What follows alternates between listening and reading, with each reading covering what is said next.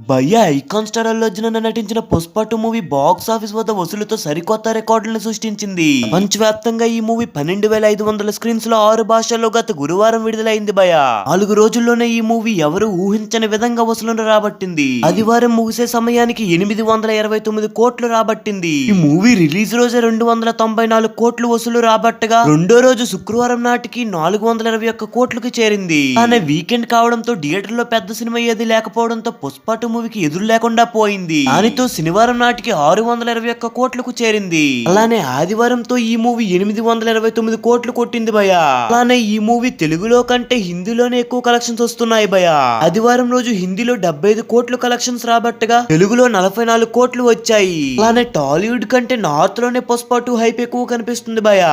Hindi box office వద్ద single day లోనే highest collections రాబట్టిన మూవీగా పుష్ప 2 రికార్డ్ క్రియేట్ చేసింది. హిందీలో పుష్ప 2 మూవీకి 4 రోజుల్లో 285 కోట్లు పైగా కలెక్షన్స్ వచ్చాయి భయ్యా. అలాగే గానీ భారీ కలెక్షన్స్ వస్తే రప్పా రప్పా అని RRR రికార్డ్ అలానే బాహుబలి రికార్డ్ ని బ్రేక్ చేసేలా ఉంది. మరి మీరేమనుకుంటున్నారో కామెంట్ చేసి సబ్స్క్రైబ్ చేసుకోండి భయ్యా.